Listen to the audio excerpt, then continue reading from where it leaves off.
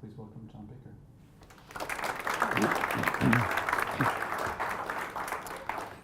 Thanks, Ryan. I haven't talked to anybody all day, so my voice is a little hoarse. Maybe it'll pick up after I get going, but hope you can deal with that. This is a collaborative project with the people of Galesburg, Illinois. I got this email from Monica Berlin, who's a poet and professor of English at Knox College.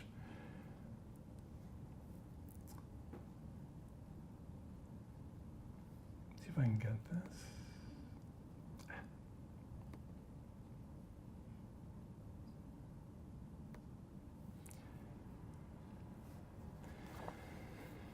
Since I wandered into your studio the other week and we talked a while, I've been thinking about this passage from Marilynne Robinson's Gilead, which admittedly I think about a lot when I think about Galesburg and when I think about the Midwest. Quote, "Here on the prairie, there is nothing to distract attention from the evening to the morning, nothing on the horizon that would abbreviate or delay. Mountains would seem an impertinence from this point of view."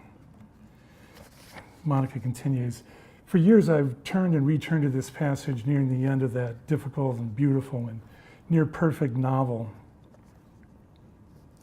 which begins in the ecstatic, 'I love the prairie.' At the risk of spoiling the book, at the end, Robinson's narrator writes his son, 'This whole town does look a little like whatever hope becomes after it begins to weary a little, and then weary a little more. But hope deferred is still hope. And I love this town.'" Monica continues, "When I arrived in the early 90s, I never intended to stay or stay so long. It's 2015 now, and I've tried hard to know this place, to learn to recognize it wholly and truly. I've tried to learn to see it in a way that lets me show my son how to be here, and how to hope that, with the hope that if she should leave it someday, he might want to return to it, in the hope that we might miss it when we're away, might always look forward to coming home. Every place is a place, Galesburg has taught me. Everybody is from somewhere."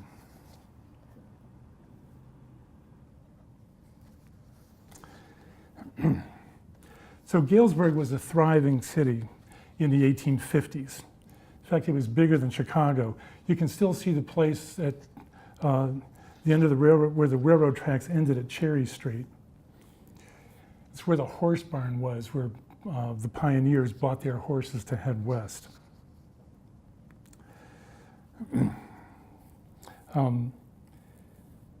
Knox College, where that hosted this project, was a site of the Lincoln-Douglas debates, and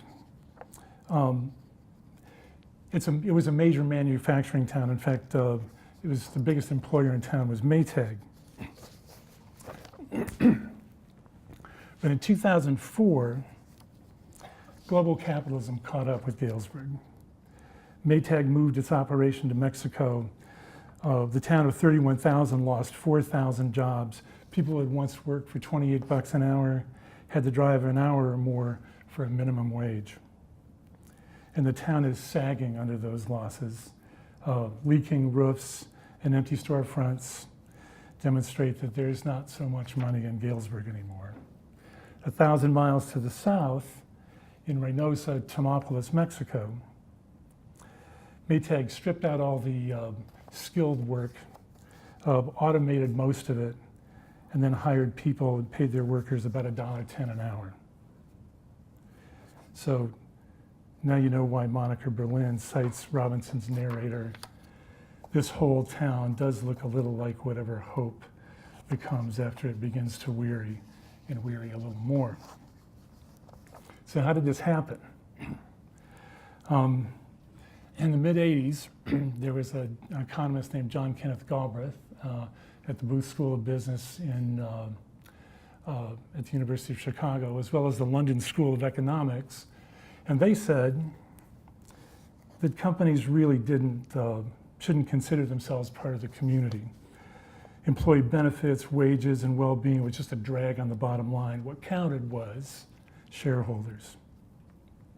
As that idea gained momentum, economists, that priestly class of the Wall Street banks, asserted that the rational market was simply wringing inefficiencies out of the economy. And despite the fact that productivity of American workers rose by 23% from 2000 to 2013, wages stagnated. Goodbye to the inefficiency of adequate wages in both Galesburg and Mexico. Now, in small town life, there's no anonymity. Businessmen, workers, farmers, they all go to church together, their kids play a little league together, and they invest in each other. But after John Kenneth Galesburg's workers and families were simply data points to be scrubbed for a more efficient bottom line. Under global capitalism, anonymous bureaucrats in New York controlled the fate of Galesburg's workers. Workers had little control over their destiny. And of course, for New Yorkers, Galesburg is just flyover country. Now, in the art world, there have been several responses to neoliberalism, the term for the global economy in which we now live. 3 years after the Berlin Wall fell, this artist named Rickrich Teravanija decided that instead of putting up objects to sell, instead what he would do is cook dinner, cook curry for the gallery goers. And what would happen is that all those strangers would sit down to dinner and in what he called a kind of microtopia.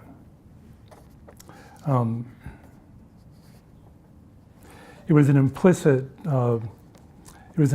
critique of consumerist culture. As artist Jerry Deller put it, I went from being an artist who makes things to being an artist who makes things happen.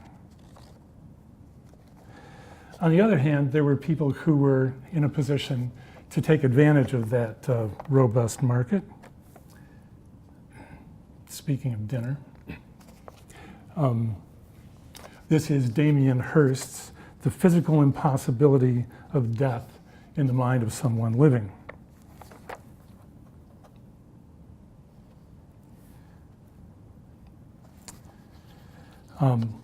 It's a kind of rumination on the sublime, that notion that human beings will ultimately be overwhelmed by death. In fact, here's his For the Love of God, a skull encrusted by 8,601 flawless diamonds, ethically sourced according to Wikipedia. The love of God will cost you 50 million pounds sterling. Or consider Jeff Koons, his 2007 Hanging Heart of flawlessly model and bauble for $23 million. Both Hearst and Koons mean to take advantage of the market. In fact, when I Googled Koons, what I got was the option of finding out his net worth, which it seems to me is probably most of the point of this work. And his net worth is $100 million, they say. It could be fake news. The critic Claire Bishop states somewhat irritably that one of the key words used in artists' self-definition of their socially engaged practice is a critique of spectacle, invoked both artistically and politically. When examining artists' motivations for turning to social participation as a strategy, one repeatedly encounters the same claim. Contemporary capitalism produces passive subjects with very little agency or empowerment. Think about all the billions of eyeballs passively watching the Super Bowl last week, or the latest Hollywood blockbuster, or Macy's Thanksgiving Day Parade, of all of those things which prevent people from thinking too deeply about their lack of agency. So for Bishop, it's spectacle on the one hand and participation on the other. The artists who view participation as a way to rebuild human community and dignity and also engender a sense of agency.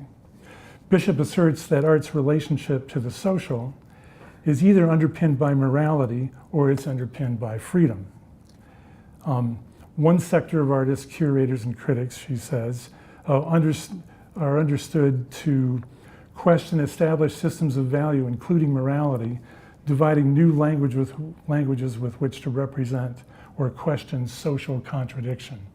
And she thinks that social contradiction, healthy social contradiction, is the essence of democracy. For another sector of artists and curators and critics, a good project steps to address problems where social agencies and political systems has failed.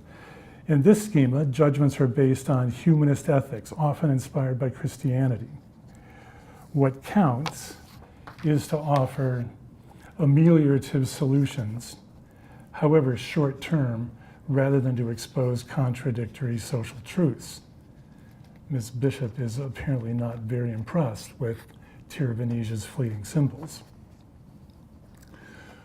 So one of the artists that I think of when I think of social participation is the Chinese artist named Ai Weiwei.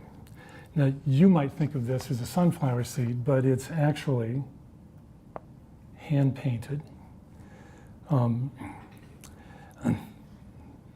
This is what about 300 sunflower seeds look like. That's what 100 million look like at the Tate Modern. This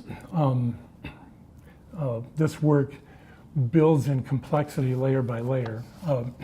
Shenzhen, the town that once produced porcelain for the emperors and all the royal houses in Europe, obviously didn't have anything to do when the communists took over. But the sunflower was a major symbol for Mao Zedong.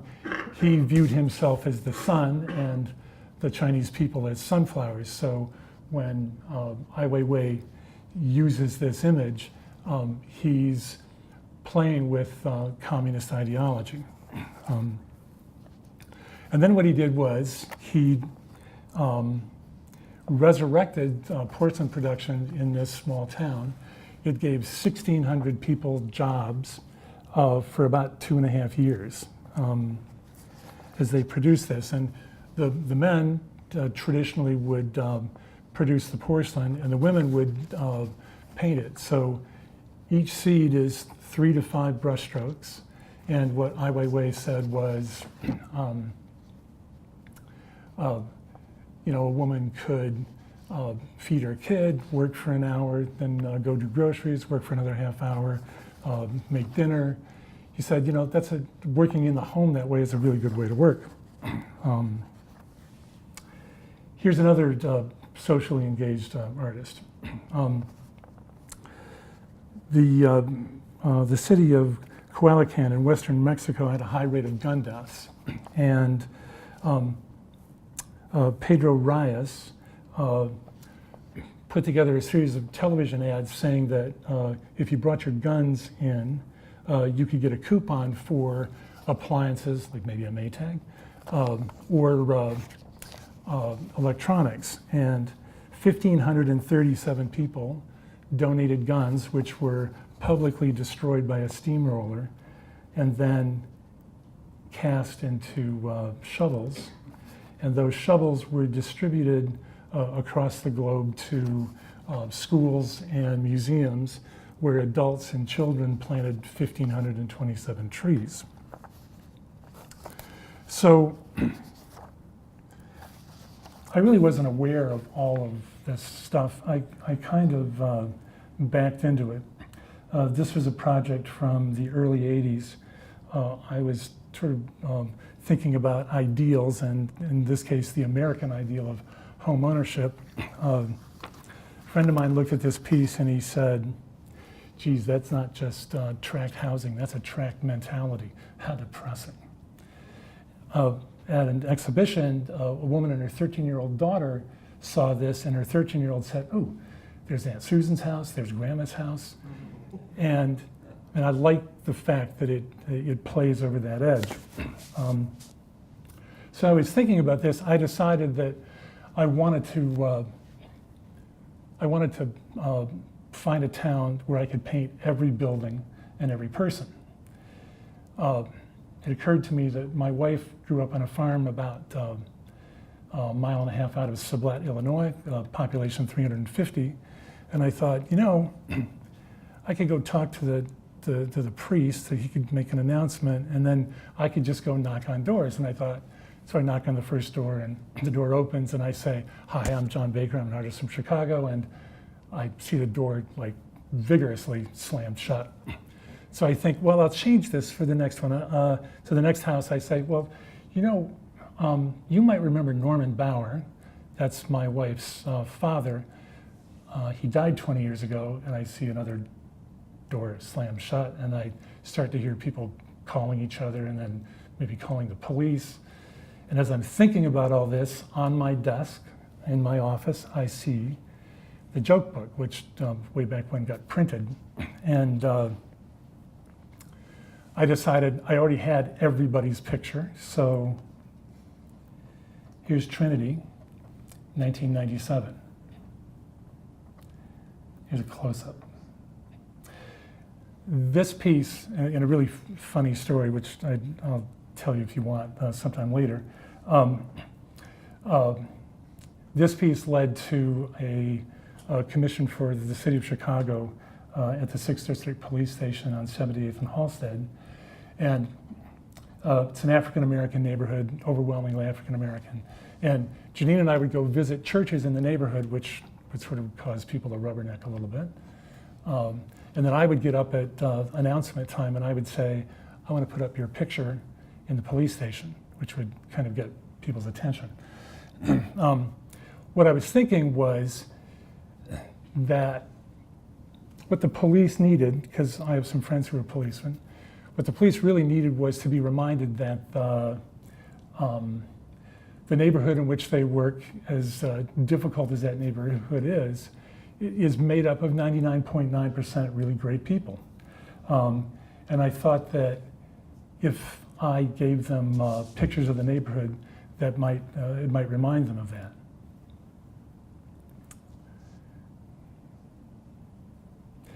And for the people in the neighborhood, they would come in to find their picture, and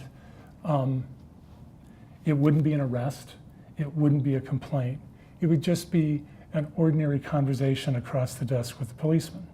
In fact, one of the lieutenants at the station, months after the piece was completed, said, you know, that happens. So because the folks at Knox College understood that I had done a bunch of these projects, they decided to invite me to be an artist in residence. So the project started by building some stuff.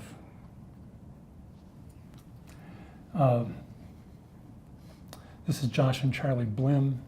Their mother Verily volunteered them to help me sand. And then I was off to Knox.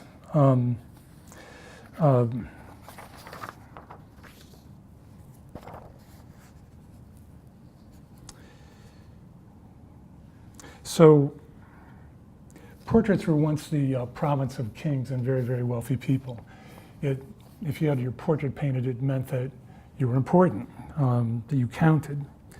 For me, the time and the energy and the focus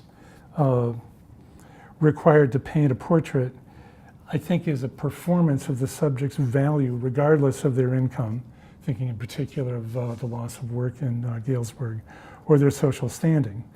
And what I wanted to do is to remind the people of Galesburg that they still mattered. And furthermore, the act of painting a portrait challenges our culture of instant disposable images, the thousands that are on your phone right now, and mine too. And it also confronts the highly manipulative advertising images that understand and destabilize our own sense of dignity in order to entice us to fill that lack with products purporting to confer status. And then because we get our identity from the networks that we inhabit, I needed to paint enough portraits so that when somebody looked at this project, they would say, oh yeah, that's the town I live in. And even if their portrait hadn't been included, seeing those networks would make them feel as though they were represented. And if they didn't get the message, I put some mirrors in as well so they could see themselves. So when I got to Knox, there's a wonderful tradition at Knox called the pump handle. The president, the vice president shakes the hand of the president, and everybody lines up. Maintenance workers, cooks, secretaries, faculty, administrators, students, and they all shake each other's hands. And I was totally prepared. I handed out 800 slips of paper. I got yelled at for holding up the line by about 40 feet. And for all my work, the response was the null set, nothing. So the next day I headed out, I thought, well, what I need to do is find businesses that will sort of serve the entire community. First place I stopped at was Walmart. I asked a couple of assistant managers if they had a community bulletin board. Nope. I said, well, do you have a bulletin board that I could put a poster up for your employees? Oh no, that's against company policy. So I said, well, do you have somebody who's in charge of community relations? And they both got this totally blank look on their face, which confirmed every evil thing I've thought about for Walmart over the years. So I went to a whole bunch of businesses, you know, Walgreens and grocery stores, and eventually I thought, you know, students hold your ears for a bit. Everybody buys liquor. So I went to Hy-Vee Liquors, and I was talking to the manager, and as I was talking, he kind of ducked down behind the counter, and he's kind of rummaging around, and I thought, what, I said something wrong? And then he got up and he just left. He walked down one of the aisles, because I'd been trying to talk him into letting me hang up this pull tab poster. And when he came back up the aisle, his name is Mike Valpole, by the way, he handed me that. My first picture. Now, as this thing began to build a little momentum, what I got was selfies. This is Tiffany's daughter. Because women will give you pictures, they will give you pictures of their kids. And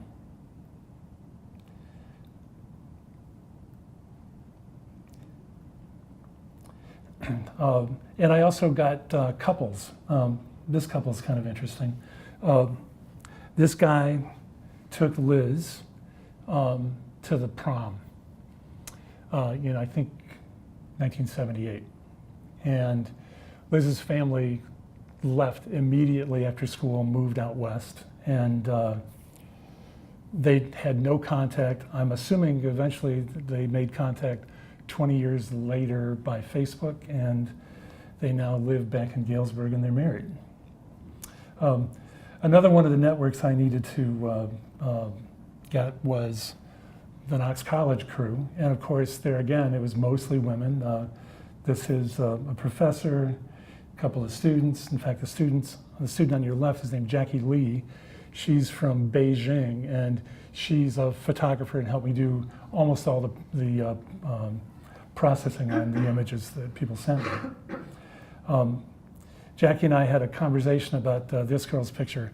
she sent several pictures, one of which her mother would have just loved. This like really elegant picture of her with no dye in her hair in some foreign city in a high rise. But Jackie thought that she'd be much happier with this picture of her as a student. So more students. And then the woman on the right, whose name is Natalie Donahue, overheard me talking about the project, and she invited me to come to the Central Congregational Church's community dinner, which happens every couple of weeks, mostly for indigents. And when I got to this dinner, a Knox faculty member who runs the thing and is also a city council member introduced the project, and I spent lots of time talking to people while they ate their dinner about, asking for pictures and the like. But the more I talked to them, the more I realized that they didn't have computers, they didn't have internet, they didn't have cell phones, so I was going to have to break my rule and take their picture. Here's two guys who always sat together, James and Sparky. And when I asked Sparky a question, James would answer for him. These two guys always sat together. It's Walt on the left and Vinny on the right.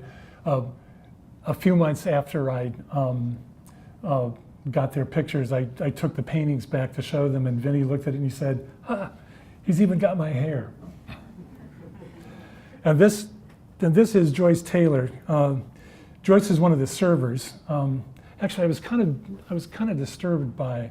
I asked a question about one of the people who had been eating of the serving community, and they said, "Well, we know all the volunteers, but we don't know the clients." I thought that's a huge mistake because they're really, really interesting people. Joyce, in particular, the first time I was there, I said, "Can I take your picture?" And she said, "Nope." And I was there a couple of weeks later, and I asked her again, and she said, "Yeah, maybe next time." So a couple of months later, I managed to get her picture, and I was annoyed with myself because I chopped off the top of her head, and I said, "Well, why don't you let me take another one?" She said, "No." A couple of weeks into the project, there was an open studio night. Who knew that Galesburg got open studio night? Sponsored by the Community Arts Center. And these two guys walked in, and I was talking about the project, and the guy on the right, Jim, said that his parents lived right across the street at the Kensington, which is a retirement home.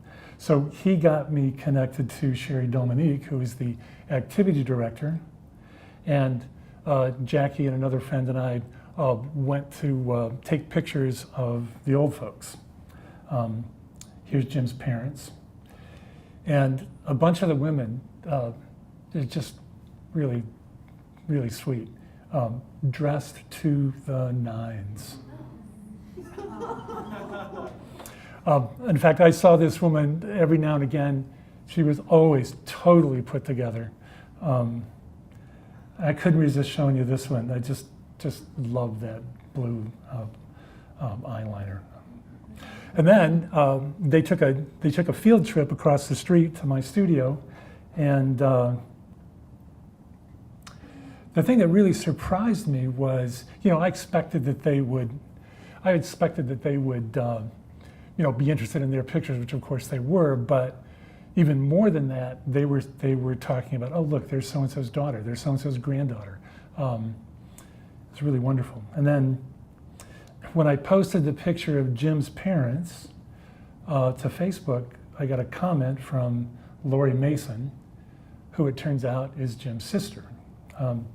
Lori sent me one of her grandsons. It's a 3-year-old. Apparently the photographer was having a little bit of difficulty with him. If you look closely, there's a tear in his eye. And I just recall having to perform for photographers when I was a little kid and being totally irritated by it. So I did not remove the tear. And then, of course, there were church communities. Here's Father Bill. And this guy is the 70th pastor of Allen Chapel African Methodist Episcopal. The church was started in 1853 by African Americans, obviously before the end of slavery. It was a stop on the Underground Railroad. So this is Tyson Parks and his wife, Miss Taffy. And this is Tyson Parks, his dad. This is an event from an event that they had at their church after Ferguson. Oh, and this is Tyson Parks, his son. Now, one of the problems I had is getting pictures of men. Men don't take selfies. They don't volunteer photos for projects like this. And I should have known that, because one of the first days I was out, I met Bill Jackson, and I said, "Can you send me a picture?" And he said, "No, why don't you take one?" And I said, "Well, no, I want it to be your picture of you, not my picture of you." He goes, "I don't have any." So I thought, "Oh, okay." We walked out in the parking lot, and it's a brilliant September day, and I take his picture, and he turns to me and goes, "Can you send me that?" So about November, I was getting concerned because I had about 200 paintings done. 120 of them were women and 80 of them were men. And I thought Galesburg is going to start to look like the source for the Amazon myth. So I said, I'm just going to have to go take pictures. And I was at KFC one day, and I noticed that all the clients were guys. So I went back about a week later, and parenthetically, when I was painting in my studio at night, Galesburg is still a huge train center. So you hear train whistles, and you'd hear Harleys, because all the guys who used to work at Maytag drove Harleys. And I figured I needed to get a Harley. And as I came in, there was a Harley parked in the parking lot. And I sat down to eat my lunch, and I just didn't have the energy to interrupt everybody's lunch and say, I'm John Bakker, I'm an artist in residence, and I want you to send me your picture. And so I'm eating my lunch, and this guy walks out of the restaurant, comes in 30 seconds later, and he says to the girl behind the counter, "Can you open the trash? I threw my keys out." And it turned out to be his Harley key, and which the girl told her boyfriend, and I'd overheard it. I hustled out in the parking lot, and thank goodness Bob, the bartender, had read about this project a month or two before in the paper, so he let me photograph him. And I thought, well, what I'm going to do is I'm going to paint it immediately. And 10 minutes after I was done, like it was still wet, I went to the Shady Hill, and I thought, there're going to be a bunch of guys. Bob's going to help me get pictures, and the only guy in the Shady Hill was this guy, like nobody. In fact, Janine and I and Bob had to talk to this guy for like 30 minutes to finally let us take his picture. And maybe the most difficult of people to get pictures of would be, young African American men. When I took the train back to Chicago for Thanksgiving, I saw these two guys in the train station. I thought, oh, I need to go talk to them. And it was just a little intimidating.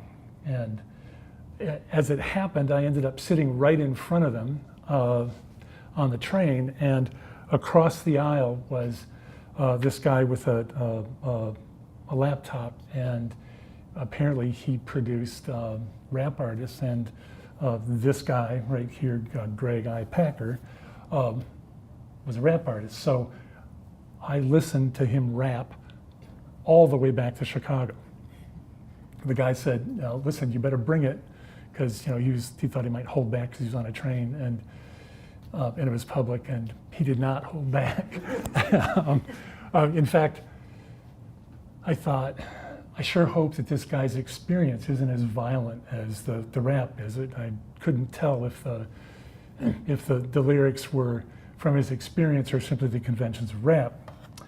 He was sitting next to this guy, his friend, and as we got off the train, I was in line behind him, and I said to this guy, screwing up my courage, I said, you guys probably haven't heard about the Galesburg Portrait Project, have you? And he said, oh, my dad works at the bank. He was just talking about it last week. So much for first impressions. So I also needed to get the Latino community. And likewise, I got lots of moms and kids. And I had dinner one night at El Rancherito, Miguel's place. And he wasn't there, his son was there. And I said, could I take pictures of your staff? And I wasn't thinking. The moment it was out of my mouth, I thought, oh, I bet a bunch of them are undocumented. This is gonna be a little dicey. And his son said, can you come back tomorrow at noon? So when I came back, Miguel was like, said sure, lined all of his staff up, took him out of the kitchen, lined all his staff up. I was about to say I shot all 8 of them, but I photographed all 8 of them. Here's a couple. And when the project opened, at the Box, a gallery in Galesburg, there were tons of people. In fact, the chair of the art department said, there were some of the wealthiest businessmen in town, there were homeless people, there were people from the Latino community, the African American community, and Mark said, I've never seen all of these people in the same room before. And then the news, there was a bunch of news coverage, which I sort of didn't expect. This woman was a reporter from the local TV station, in the process of the report demonstrating how to see yourself included in the project and even take a selfie if you wanted to. And then the project is designed, the reason I designed it on those boxes is because I wanted it to stack as opposed to hang. Part of it was I liked the little blocks from the Trinity project, and part of it was that it would make it relatively portable. So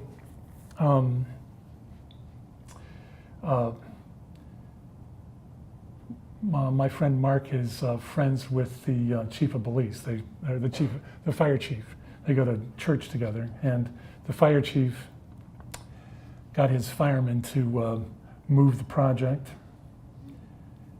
to the public library. And because I wanted this to engage people more broadly, I decided that I would post, I would create a Facebook page and post individuals' pictures and their bios, because if you've seen the project, it's kind of overwhelming. It's kind of intended to be that way. And what I wanted to do was to highlight individuals, so this was one way to do it. The project had about 1,000 followers, a mom of a Knox student who lived in Russia, and some folks out in Hawaii and points in between. And then the project moved to this really great little coffee shop. Coffee shop is so great that when Starbucks came into town, they closed, which is saying something. And the 2 guys who owned the place were really supportive, helped me pass out slips, passed out advertisements as people went through the drive-through. And then through Facebook, I asked for a bunch of volunteers, and those volunteers moved the project to the Knox Whitcomb Art Center. There it is in production.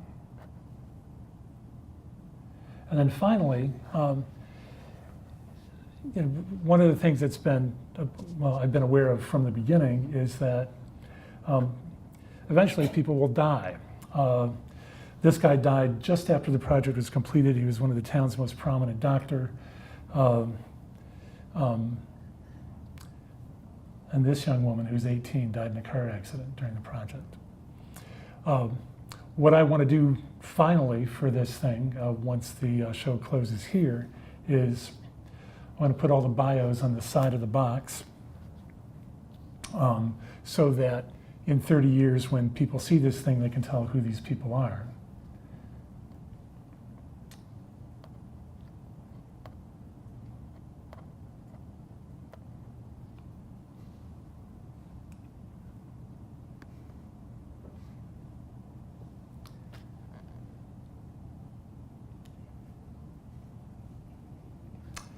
That's it. All right. Any questions?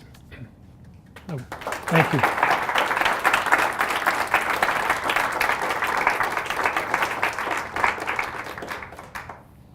Yeah. For the different displays, were there any ground rules for the setup? I noticed they were different every time, or they looked different every time from my perspective. Say that again? Were the displays different every time?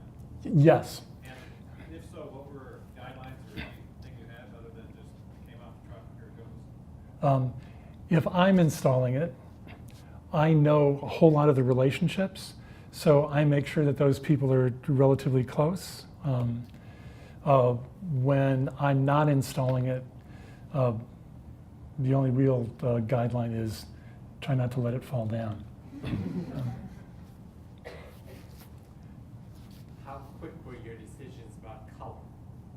I'm thinking about backgrounds especially, but also... You know, initially I was thinking about using the color, sort of the kind of color palette that an African-American artist named William H. Johnson used. And I was sort of thinking in terms of color chords. So it wouldn't be realistic color, it would be, and I started that way. You can see some of those. But just that absolute press of having to just crank out stuff meant that I just kind of didn't have time to think about that.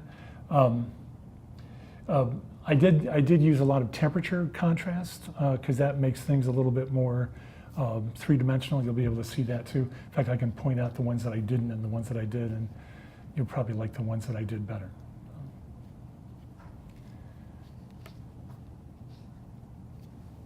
How long did it take you to paint a portrait on average? It's about 2.5 hours a person. They're painted, I would get a photograph that would get knocked down to a line drawing that would get transferred onto the panel, and I'd paint over the top of that so that I didn't have to worry about the drawing being accurate. I could just focus on the painting. After spending such an extensive time in this community, did you feel that by the end you had become a part of it? And now that it's over, do you feel disconnected? Well, in talking to my friend Mark, he said, you know more people than I do. I mean, you just talk to everybody. As uncomfortable as that is, you know, you walk up to a stranger on the street and say, hi, I'm gonna paint your picture, and they're like, really? You know? I mean, I had to make sure that I introduced myself as being from Knox so that it wouldn't feel creepy. But I feel like I know the community pretty well at this point, and just from, you couldn't get to know a community faster than by having to shake hands with everybody, so. Yeah. Is it going anywhere after this? It's gonna go to my studio for all the lettering, and then it goes back to Knox. My assumption is that it will move to several different institutions in the city and then eventually find a kind of permanent spot. So, you guys look like you need some coffee and cheesecake. So if you have more questions, you can talk to me in the gallery. Thanks.